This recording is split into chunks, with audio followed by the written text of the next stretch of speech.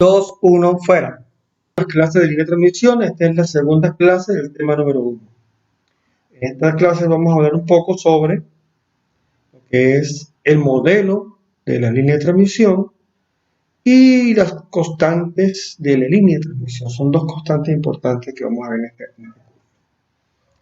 He querido iniciar el curso con esta imagen que ustedes pueden ver en pantalla, en donde arriba tenemos un mapa y abajo tenemos una llave de telégrafo para clave Morse. La primera forma de transmisión de información electrónica, ¿verdad? Inclusive digital.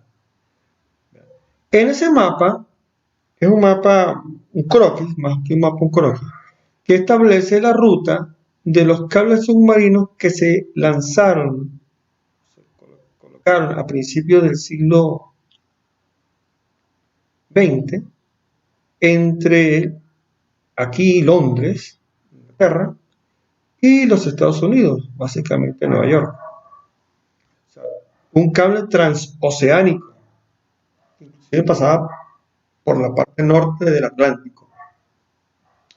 Una proeza, sin ninguna duda, para conectar la comunicación básicamente de la economía de un país, ¿no? La bolsa, el cambio económico.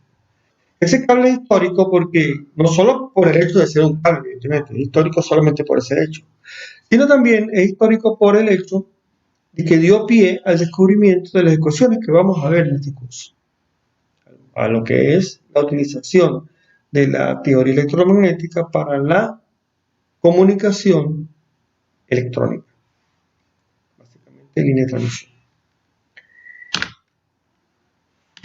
Se debe a estos dos grandes hombres, ¿no? Este es Oliver Heaviside, 1850-1925. Este ciudadano, físico, telegrafista y matemático, fue el que descubrió o determinó el modelo de línea de transmisión, que básicamente son las mismas ecuaciones de Maxwell, pero convertidas en lo que es hoy la ecuación del telegrafista o modelo de línea de transmisión, basada en ecuaciones diferenciales, por supuesto.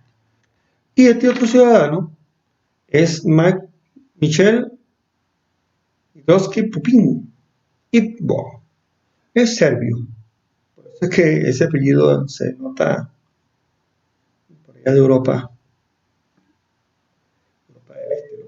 del Este, 1858 y murió en los Estados Unidos en 1935. Este ciudadano era más que un físico o un científico, era un inventor y un ingeniero, y fue el que aportó mucho en cuanto a la aplicación práctica o los elementos prácticos que había que colocar para que funcionaran las líneas de transmisión. Esa es interoceánica. Bien. El modelo de una línea de transmisión es un modelo matemático, conocido como la ecuación del telegrafista o la ecuación del telégrafo. Y es una simplificación de las ecuaciones de Maxwell, o más que una simplificación, es una aplicación de las ecuaciones de Maxwell. ¿Sí? Entonces, si usted tiene una línea de transmisión como este modelo que está acá, que tenemos aquí el generador con su resistencia interna y la carga, que es el usuario, tenemos la línea de transmisión. Entonces, la línea de transmisión, el señor Heaviside tomó un diferencial y supuso que ese diferencial correspondía a un modelo matemático o un modelo eléctrico como este. ¿Sí? Resistencia e inductancia en serie, conductancia del dieléctrico y capacitancia en paralelo. Hay muchos libros que colocan aquí 4 resistencias, 4 bobinas, para darle una connotación más distribuida al bosquejo, pero básicamente funciona, ¿no? Así como está. Entonces, de un lado tenemos el voltaje de entrada, que sería el voltaje de entrada más lo que se va a caer, está prediciendo, previendo lo que va a acontecer, y del otro lado tenemos el voltaje de salida, visto como no hay puerta, ¿no? Tenemos un voltaje más el diferencial de voltaje que se va a caer, ese diferencial de voltaje caerá en estos elementos que están en serie, Y la corriente va al diferencial de corriente y esta corriente se derivará a través de estos dos elementos que están en paralelo. Con ese modelo se llega fácilmente a estas ecuaciones. No lo voy a hacer aquí en esta lámina. En muchos libros de electromagnetismo, bueno, prácticamente en todos los libros de electromagnetismo está, y los libros también de línea de transmisión, así que la pueden determinar. Es sumamente sencillo encontrarla. Y la van a encontrar en regla general, o sea, para todo tipo de señal, o sea, continuidades parciales, para todo tipo de señal. Aquí ya las tengo, ya tengo el modelo para el régimen permanente sinusoidal. Por eso aquí que aparece J omega y J omega. Estamos suponiendo que aquí la señal que va a excitarse aquí, la excitación es una señal sinusoidal. ¿Por qué?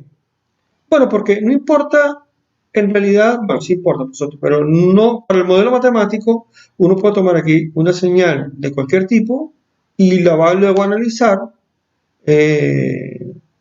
armónico por armónico. Y como los armónicos son términos sinusoidales, según el amigo Fourier, entonces, bueno, no lo quiere para una onda cuadrada, lo que tendría que ser el análisis para varios palos de frecuencia, varios armónicos, varias componentes del espectro correspondiente a esa señal y tendría el análisis correspondiente. Entonces, bueno, y una vez tenemos entonces la señal, el modelo para régimen permanente sinusoidal. Observa que entonces tenemos la variación del voltaje con respecto a la distancia y la variación de la corriente con respecto a la distancia. En el voltaje intervienen los elementos que tienen serie, resistencia, reactancia inductiva, y en paralelo tenemos la conductancia y la susceptancia capacitiva. Fíjense que entonces este elemento es una impedancia por la corriente y este elemento es una admitancia por la corriente. Bien, estas ecuaciones diferenciales para régimen permanente sinusoidal, importante. Entonces, el coeficiente de propagación es la primera solución que se deriva. ¿Por qué?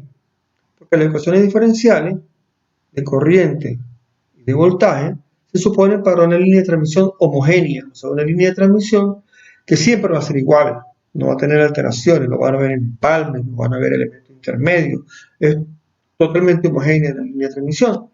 Y entonces el modelo que tenemos acá lo podemos llevar a una solución.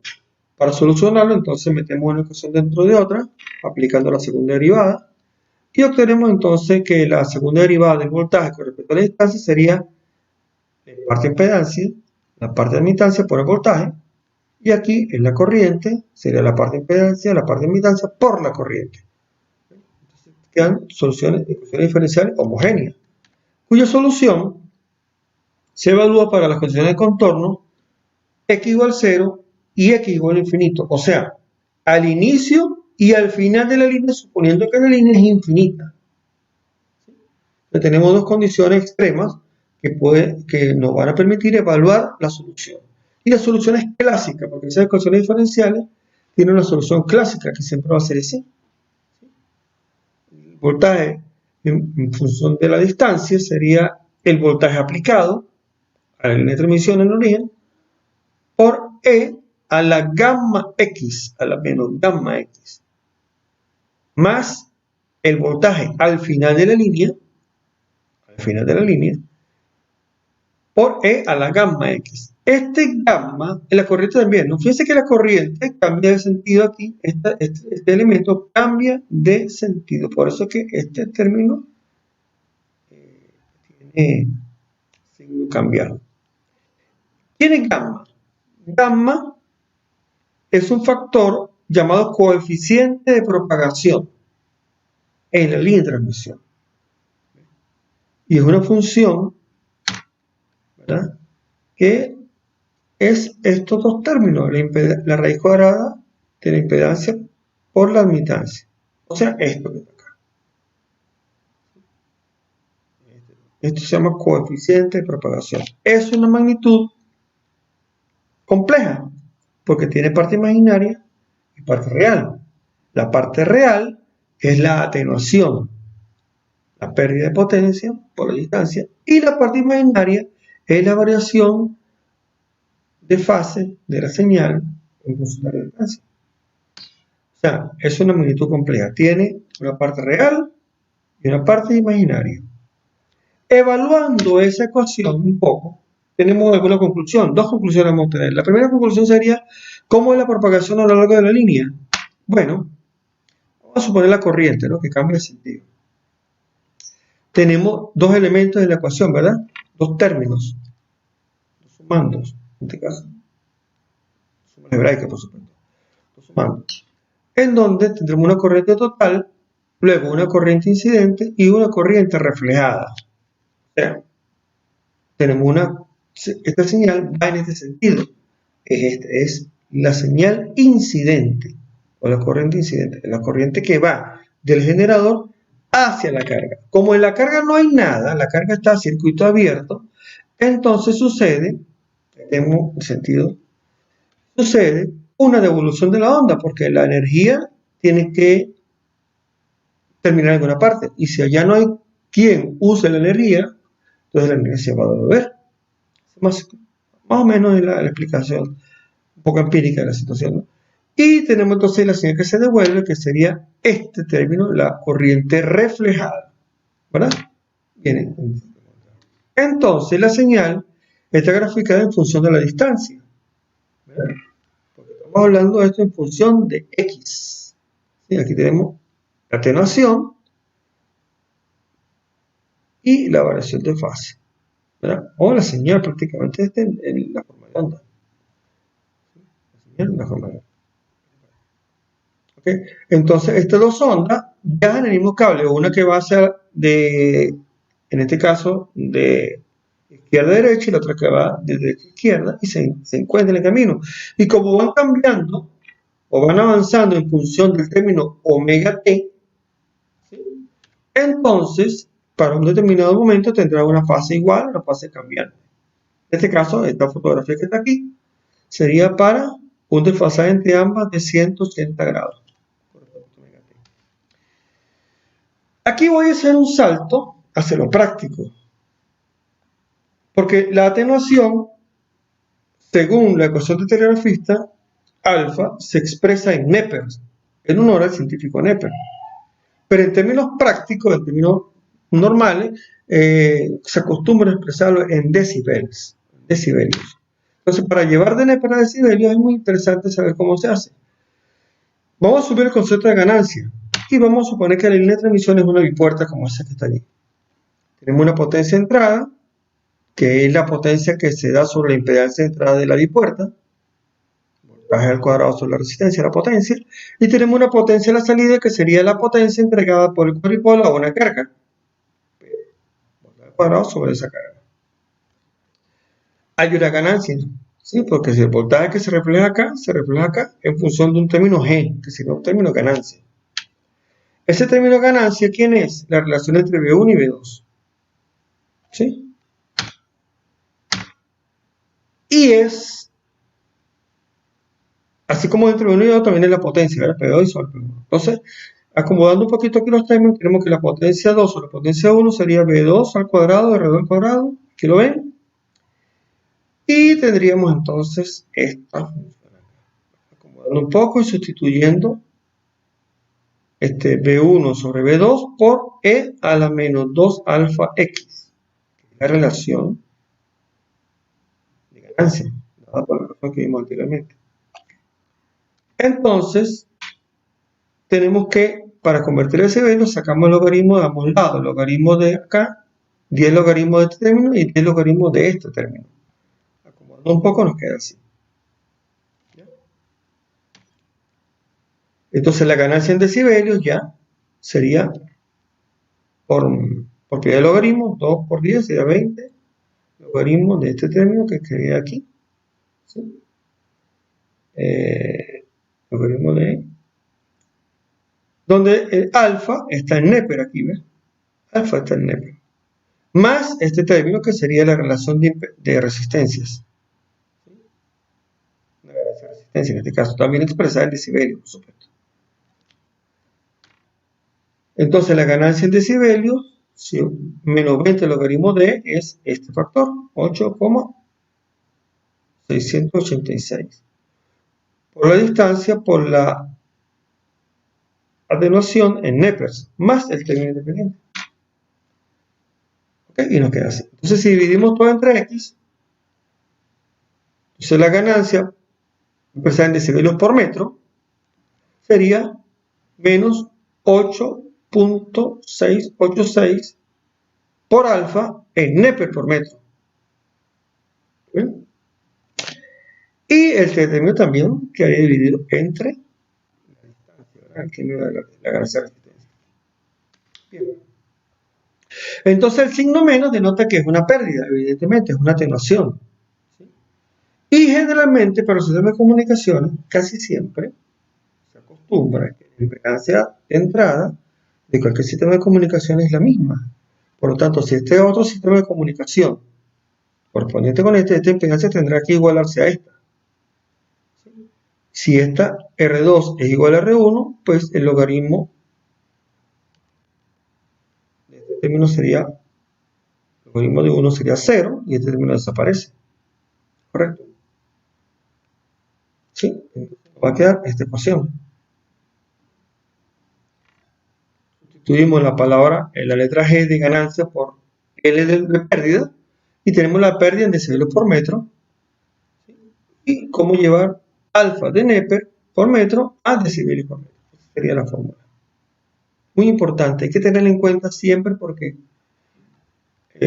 no todo el mundo lo sabe. ¿Bien? Bien.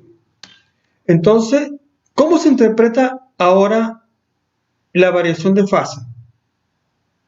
La variación de fase tenemos una señal sinusoidal, una onda cualquiera, como esa que está allí. Recordemos que esto es un ciclo. ¿Verdad? Y el ciclo tiene 2 pi radianes, o sea, una vuelta entera. Un giro entero.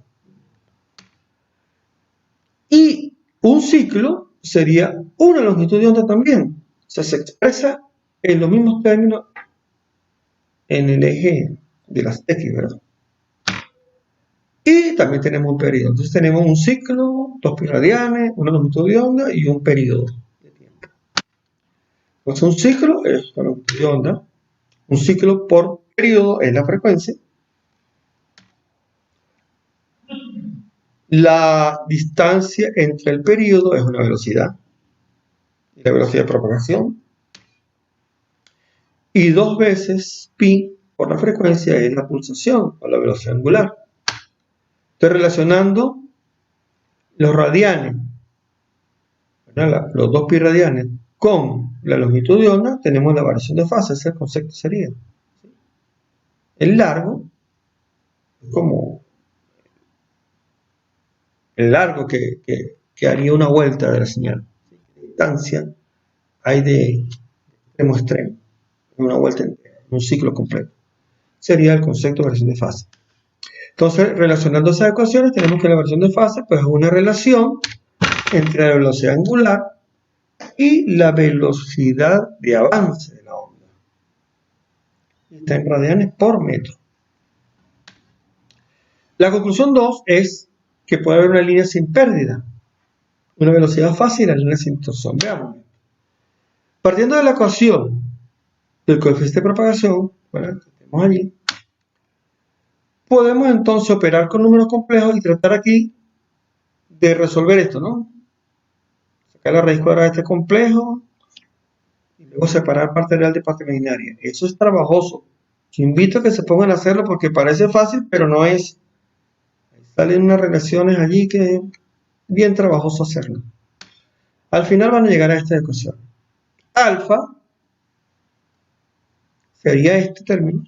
La parte real, separando parte real de parte imaginaria, la parte real es alfa y es todo esto. Y beta sería este término. ¿Bien? Hemos separado parte real de parte imaginaria. Se asume, por varias razones, ¿no? Si estamos en radio frecuencia, la frecuencia sería alta. Y la resistencia de los conductores es pequeña. Si un conductor muy bueno, la resistencia puede ser prácticamente cero. Igual, la frecuencia puede ser alta, se crea este término alta, y la conductancia, que sería la conductancia del dieléctrico, el elemento que hay entre los dos hilos, es pequeña. Entonces podemos asumir fácilmente que omega L es mucho mayor que R y omega C es mucho mayor que G. y llegamos a esta relación, que alfa sería más o menos ese término. Simplificando esa ecuación en esta. Simplificando esta ecuación en esta. ¿Ya? Es una fórmula aproximada, ¿no? También llegamos a esta. La versión de fase depende de la frecuencia y de L y C. L y C no puede valer ninguno cero, porque este término no puede ser cero jamás. Este término debe existir. Si este término no existe, no hay onda. Entonces, aplicando la relación de versión de fase, podemos tener la velocidad de propagación en función de esta fórmula que ya es conocida, porque en la ecuación de Maxwell también está. Sí, en la ecuación de la onda que vimos en la tema pasado también está.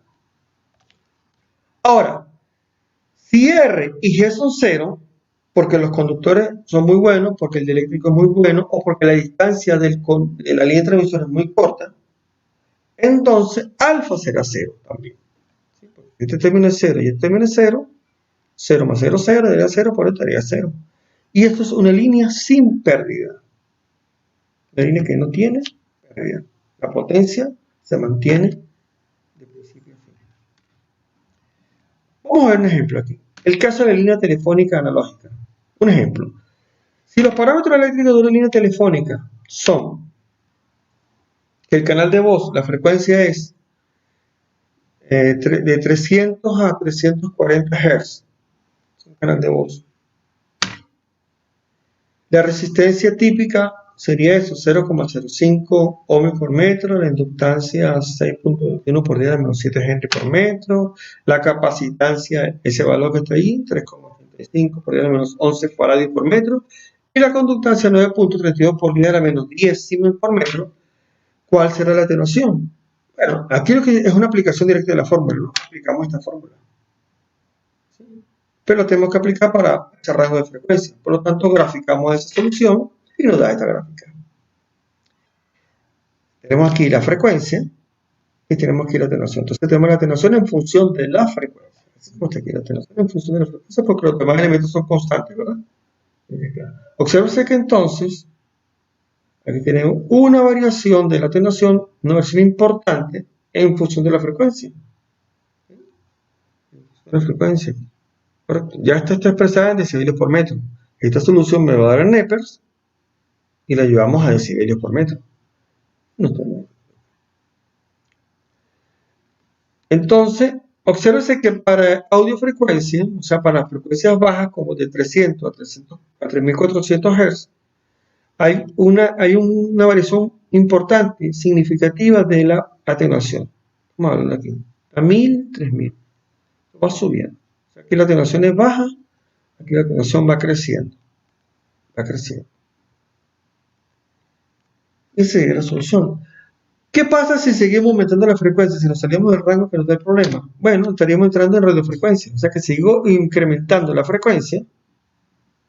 Llegamos al terreno de la radiofrecuencia. Entonces ya esta curva tiende a aplanarse. A aplanarse la curva. A aplanarse la curva. Y llegamos a la conclusión de que cuando la frecuencia supera los 100 kHz y estamos en el terreno de la radiofrecuencia, la pérdida es prácticamente constante. ¿Ya? O sea que la variación de la atenuación es en baja frecuencia. En alta frecuencia o en radiofrecuencia la atenuación es prácticamente constante.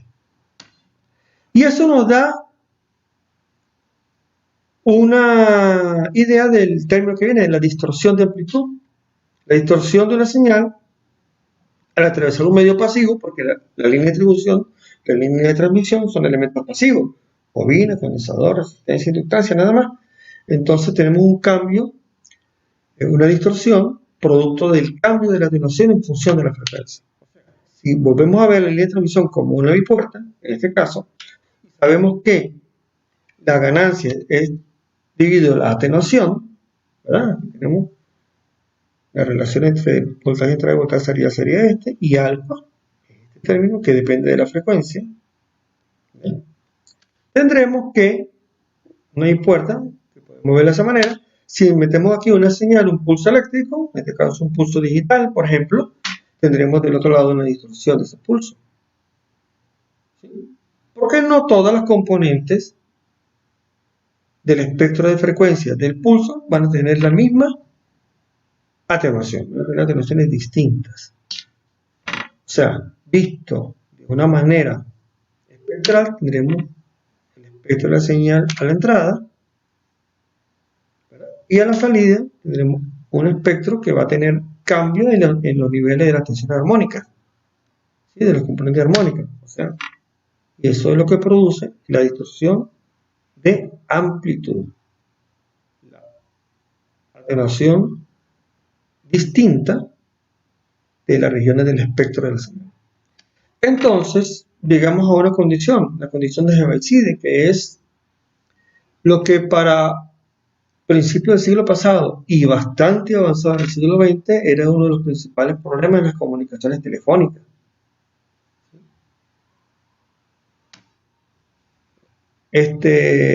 La condición de Heaviside se llama condición de no distorsión y busca la manera de independizar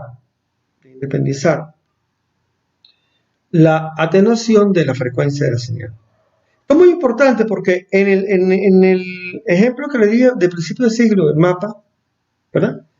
La distorsión era tan grande que el pulso perdía la forma totalmente. O sea, en Inglaterra me dice que un pulso de una señal Morse, un pulso eléctrico, y de aquel lado, bueno, era difícil distinguir si era un punto o una raya a ese nivel.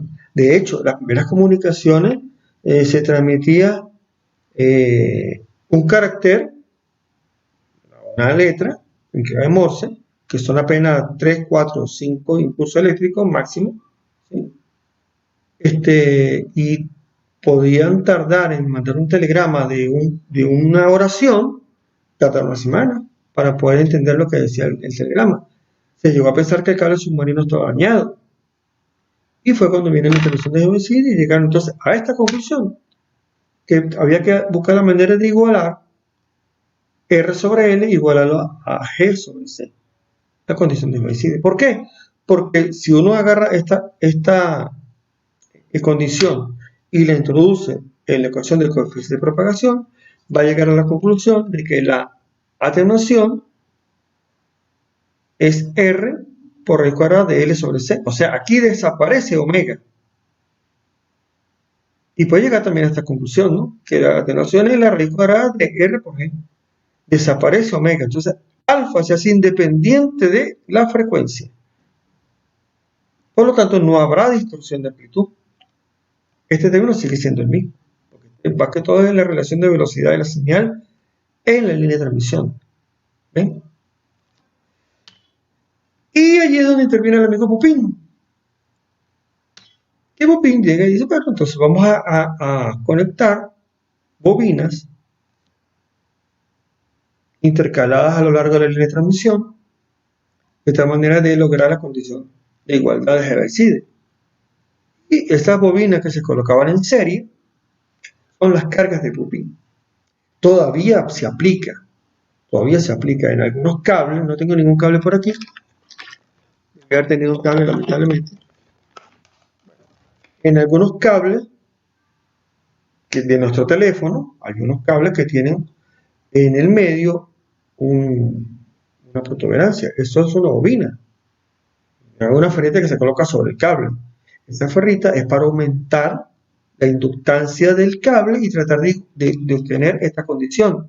Y al obtener esta condición, reducimos la distorsión de los impulsos eléctricos en el cable. Por lo tanto, habrá menos errores de transmisión y aumentaremos la velocidad de la comunicación. Tiene aplicación todavía. Entonces, por ejemplo, en esta gráfica, ¿verdad? He querido mostrar en la línea azul, bueno, aquí tenemos la frecuencia y la atenuación, ¿verdad? Entonces, en la línea azul sería la atenuación de la línea sin la carga de Pupin, o sea, pura. La de frecuencia es prácticamente constante, pero el terreno de la audiofrecuencia, o sea, por debajo de los 0,01 MHz, hablando de aquí entonces si hay un cambio importante de la atenuación en función de la frecuencia. Si pupinizamos, que es agregar bobino, entonces tendremos la atenuación constante en todo el espectro. La impedancia característica. La impedancia característica es el parámetro fundamental de la línea de transmisión, que hay que tomar mucho en cuenta. De aquí en adelante hablaremos de impedancia característica hasta el final del curso. Es la característica, ¿verdad?, en la línea de transmisión que define a la impedancia a lo largo de la línea. ¿Cuánto es la relación de voltaje y corriente en cualquier lugar de la línea de transmisión? Impedancia característica. Y esa impedancia característica es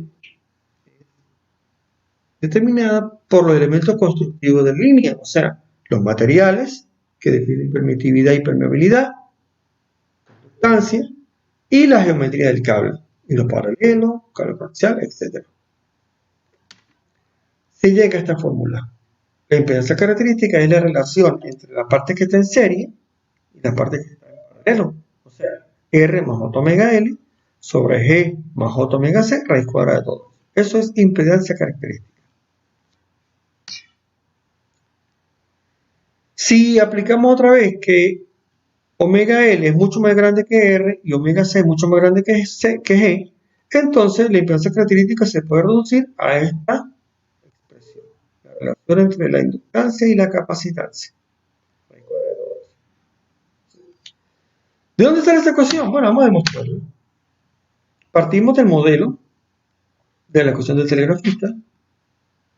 Tenemos la solución a la ecuación diferencial, metiendo una ecuación dentro de otra. Como lo hemos empezado, tenemos entonces la solución, por ejemplo, en este caso del voltaje. Si derivamos entonces el voltaje con respecto a la distancia, obtenemos este término. Derivar aquí. Para aquellos que les gusta recordar matemática 1. Si derivan esto, llegan a esto. ¿Correcto? Y luego vuelven a introducir el término. ¿Ok? Por ejemplo, en la ecuación de arriba. ¿Sí? Y vamos a obtener entonces esta. Si la derivada de esto es esto, lo meto aquí arriba, tengo la derivada de esto aquí. ¿Ves? Con calma lo pueden ver. Y evidentemente, acomodamos un poquito, ¿sí? Volvemos a este término a hacer el voltaje y despejamos la relación entre el voltaje y la corriente. Es la impedancia. Y obtenemos la ecuación. Y ahí sale la demostración. Hay otro aspecto que es la matriz de transmisión. Este no se usa mucho para sistemas de comunicación. Este modelo que vamos a ver aquí se usa más que todo para la distribución de energía eléctrica. Es una forma de representar a la línea de transmisión como una bipuerta. Partimos de estas ecuaciones. Fíjense que aquí tenemos el voltaje y la corriente. La corriente sería el voltaje entre la impedancia característica. ¿Se dan cuenta? Y tenemos entonces un modelo. Tenemos voltaje de entrada, corriente en la carga y voltaje en la carga. Aquí tenemos, es más fácil para el análisis decir que es el punto X igual 0, o sea, el inicio de la línea, y medirla hacia la fuente. O sea, que aquí X sería menos D, medir hacia allá, hacia la izquierda, ¿verdad? Es un arreglo que se hace para facilitar el análisis matemático. Y no lo voy a aburrir con esta explicación. Tenemos los dos términos, evaluando para el inicio de la línea y evaluando para el final de la línea. ¿Sí? Metemos una ecuación dentro de otra y obtenemos esto. Porque entonces de aquí tenemos que sustituir la forma exponencial de aquí por las formas trigonométricas. En este caso aparecerían seno hiperbólicos y coseno hiperbólico. Las transformaciones. Formas de Euler, ¿no? Y luego convirtiendo esto en una matriz, en un sistema de ecuaciones lineales, tenemos entonces, tenemos la matriz columna de voltaje de entrada y corriente de entrada, la matriz columna, voltaje en la carga, corriente en la carga, y este sería el modelo correspondiente a la línea de transmisión. Y es muy importante señalar esta condición, que para una atenuación prácticamente cero, o sea, una atenuación despreciando el término de atenuación, y llevando eso a régimen permanente sinusoidal, ¿sí? Entonces podemos igualar el coseno hiperbólico con el seno trigonométrico, y tenemos entonces esta función. Y este es el modelo matriz de transmisión de una línea de transmisión. Se usa más que todo para sistemas de distribución de energía eléctrica. ¿Ok? Y es importante porque entonces podemos predecir lo que ocurre en el generador aquí debido a una variación de la carga. Suponte un cortocircuito. Corto aquí, sabemos lo que puede ocurrir acá. Más que todo para hacer el análisis. Bien, entonces la impedancia característica depende de los elementos constructivos, y los elementos constructivos de la línea R, L, G y C dependen de su forma y los materiales. Entonces, la impedancia característica se puede determinar con una ecuación más sencilla que vamos a ver aquí. Por ejemplo, si tenemos un plano de tierra y arriba un hilo conductor, ¿sí?, con su diámetro y su distancia aquí, bueno, la impedancia característica de este tipo de línea de transmisión sería este que está acá, esta ecuación que está acá. En ohmios, en ohms, no ohmios por metro, en ohmios directamente. Si una línea de hilo paralelo, la impedancia característica, bueno, por esta ecuación. Si no queremos utilizar el coseno hiperbólico, el arco coseno hiperbólico, utilizamos el logaritmo 276 logaritmo vulgar o logaritmo decimal. Dos veces la distancia entre el diámetro. Para el caso de cable coaxial, esta es la ecuación. Para el caso de una línea de transmisión de hilos paralelos blindada, esta es la ecuación. Muy importante, por ejemplo, para redes de computadora, redes industriales, Profibus, Modbus Plus, ese tipo de redes industriales. El C-cable tiene su impedancia característica y se rige por esta ecuación.